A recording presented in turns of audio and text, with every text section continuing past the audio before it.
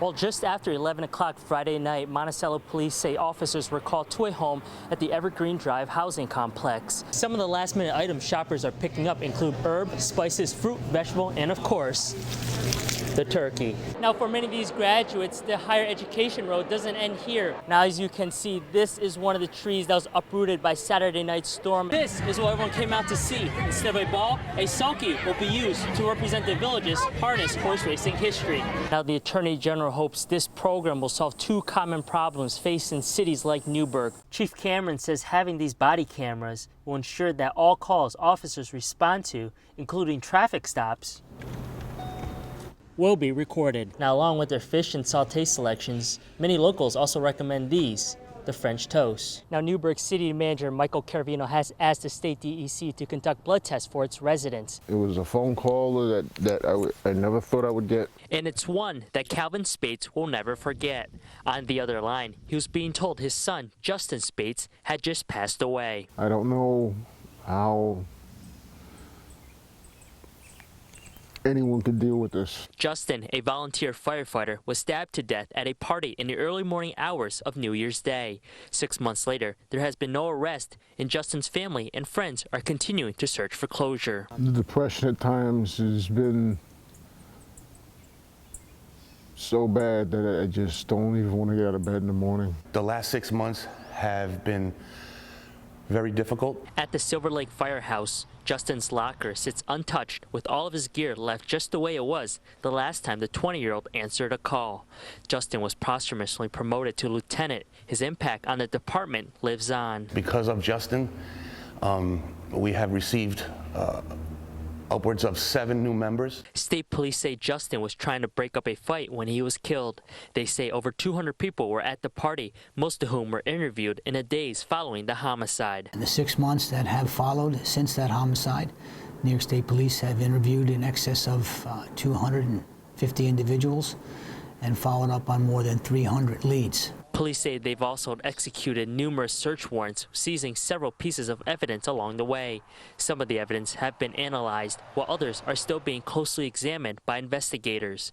Police say progress is being made. We had received numerous videos from individuals who had attended the party, and those videos are being reviewed by our forensic investigation center frame by frame. Authorities are continuing to offer a $20,000 cash reward for any information leading to an arrest and conviction.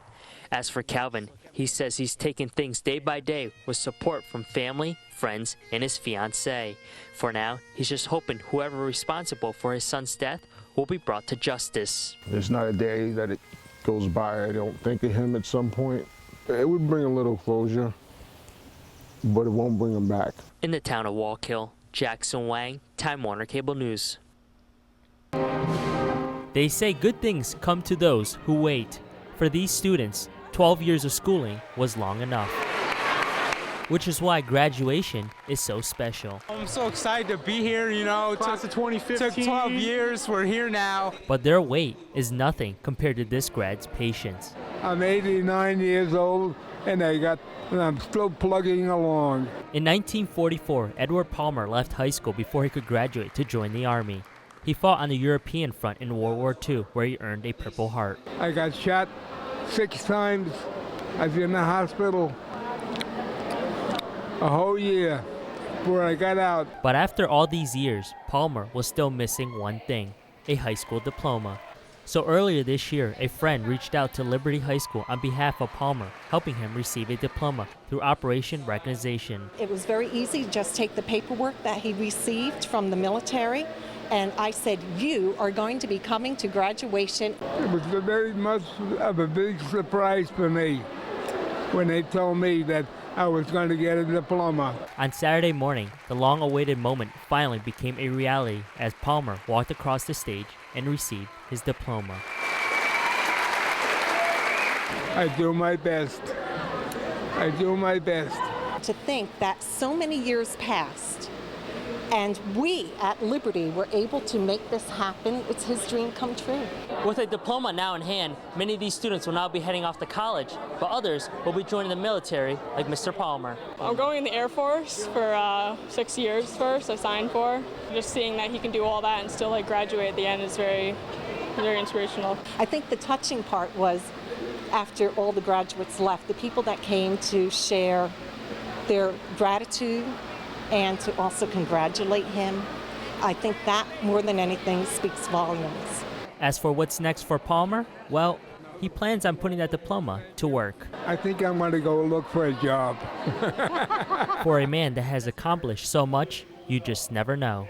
In Liberty, Jackson Wang, Time Warner Cable News. I was sitting on my couch and I heard boom, boom, boom. And I jumped off the couch. What Linda Reed heard was the aftermath of a confrontation between Middletown police officers and 53-year-old Richard Dinini.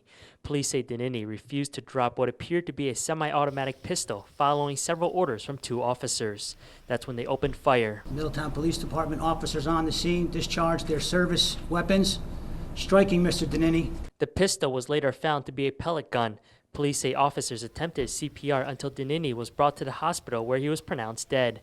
Before the confrontation, police say Dinini made a 911 call threatening officers over the phone. The phone call that he made to the City of Middletown Police Department, he stated that essentially he wanted to die, that he had the gun, and he was going to shoot any police officers that were in there. Police say he also threatened to kill his girlfriend, who had an order of protection against him.